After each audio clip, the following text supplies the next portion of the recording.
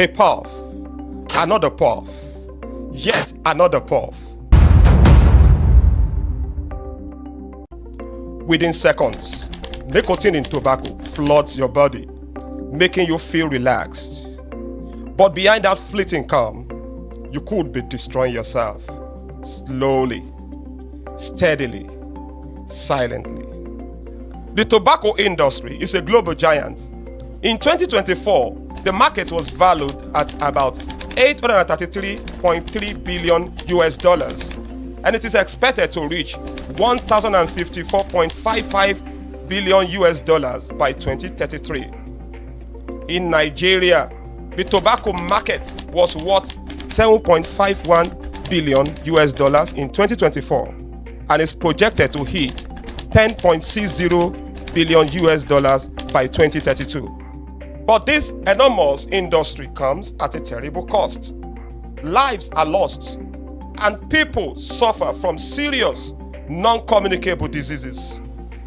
The World Health Organization warns that tobacco kills up to half of its users who do not quit. More than 7 million people die each year from direct tobacco use, while around 1.6 million non-smokers die from second-hand smoke exposure. That's over 8 million deaths worldwide every year.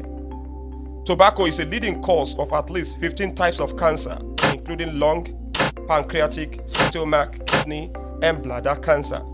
It also contributes to cardiovascular and respiratory diseases, as well as reproductive and pregnancy complications like stillbirth, miscarriage, infertility, and ectopic pregnancy. Other health risks include immune system disorders, metabolic problems, and high and oral diseases, all linked to tobacco use. In Nigeria, non-communicable diseases account for 29% of annual deaths, with tobacco being a major contributor. Corporate Accountability and Public Participation Africa, CAPA, is a Pan-African non-governmental organization advocating for human rights, public health, and environmental protection. I spoke with CAPA's Executive Director, Akinbode Oluwafemi, about the dangers of tobacco in Nigeria. He lamented that tobacco use is often promoted as a cool lifestyle, while calling for stronger enforcement of anti-tobacco laws. Smoking has been associated with a number of health risks that include the cancers, diabetes, low birth weight, infertility in men, and the rest of them. It's a product that kills half of its users when used as the designers, the manufacturer recommended. And by that, we're looking at a product that currently kills about 7 million people worldwide. And of that figure, over 80% are from developing countries.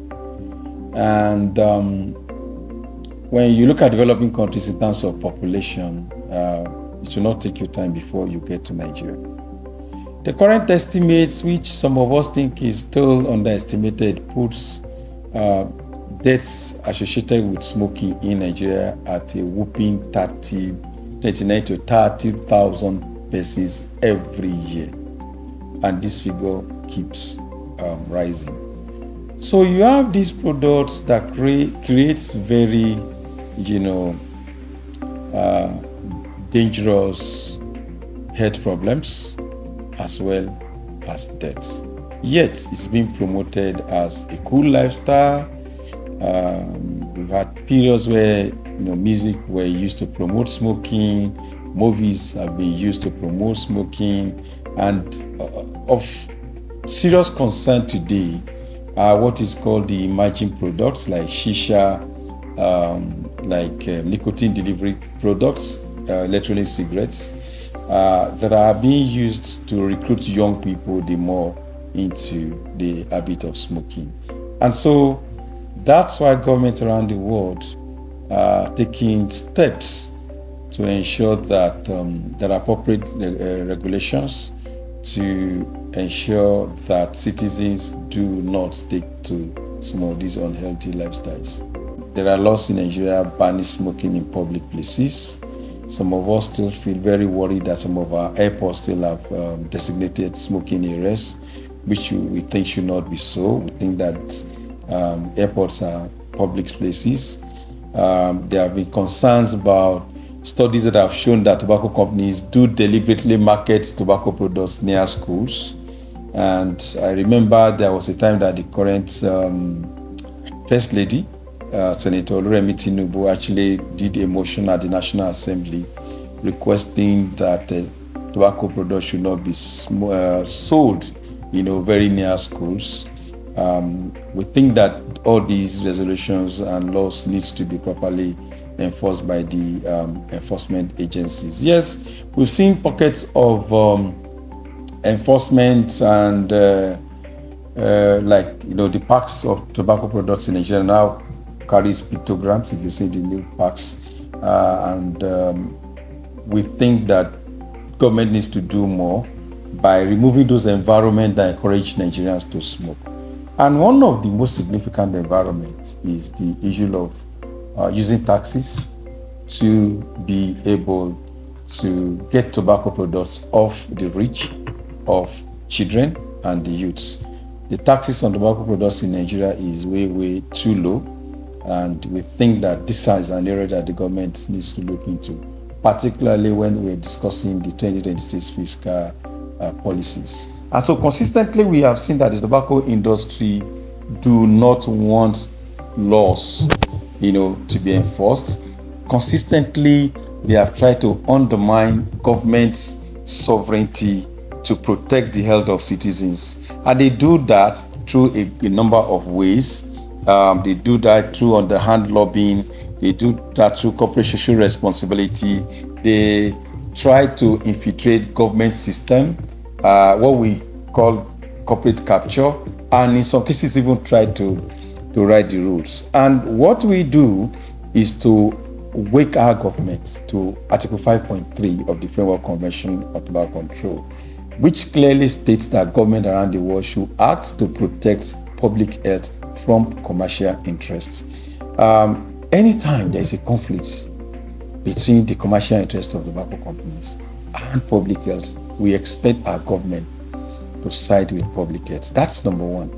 And number two, in the guidelines of Article 5.3 is that government should put in place administrative measures to ensure that people that are in the place of, either implementing, enacting, or enforcing public health policies like tobacco control policies do not have conflict of interests.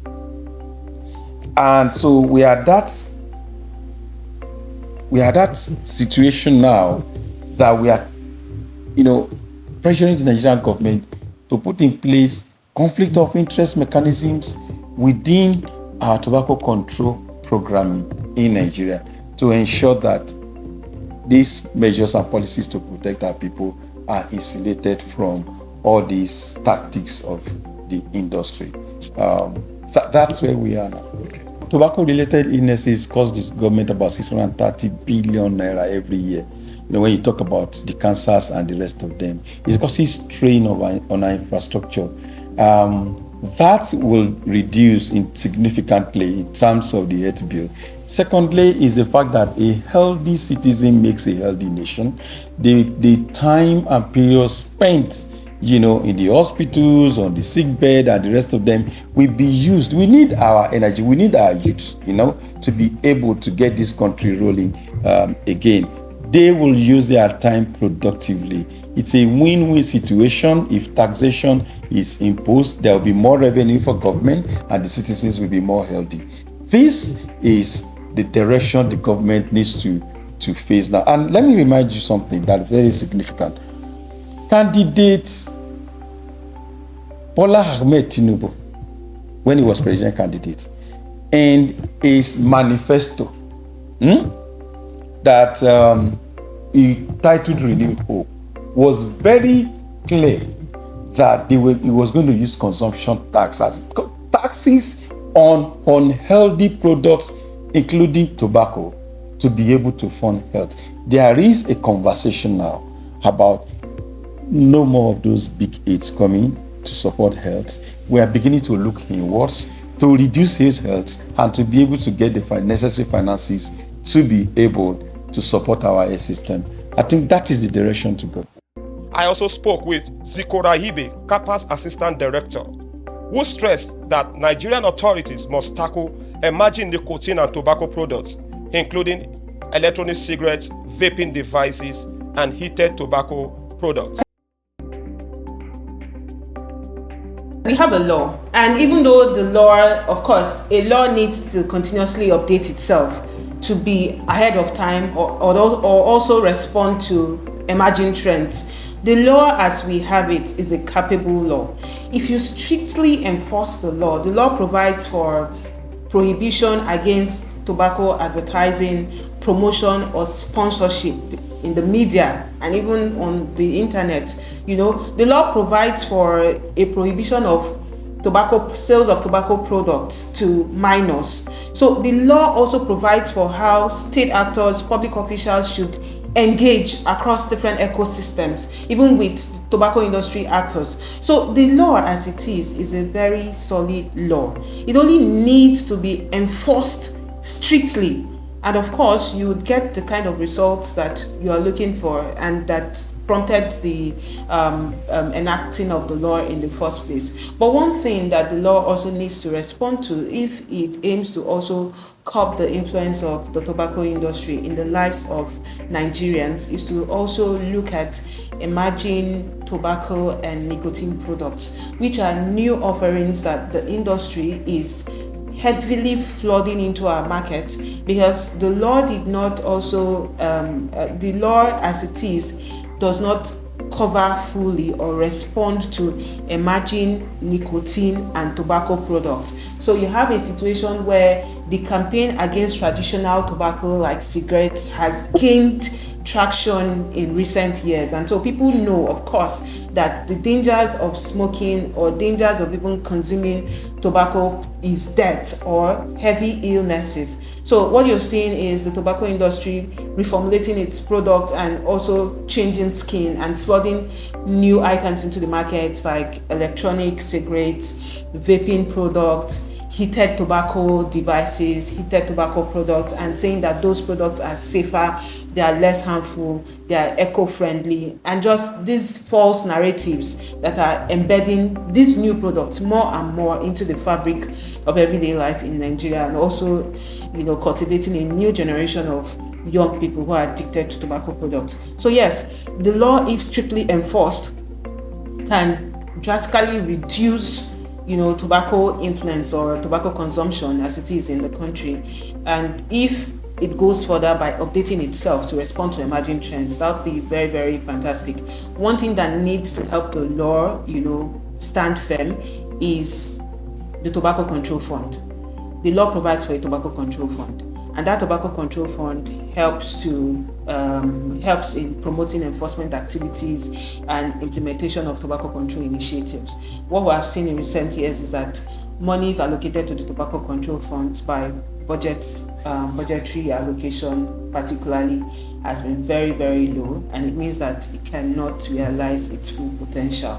So if that is taken into consideration, an increased budgetary allocation is channeled towards it, as well as monies from other responsible channels approved by the law, we would see a change, a measurable difference.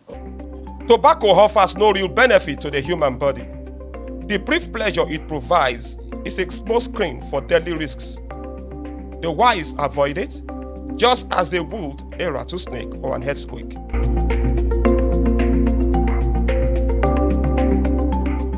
Paul Dada, PM News, Nigeria.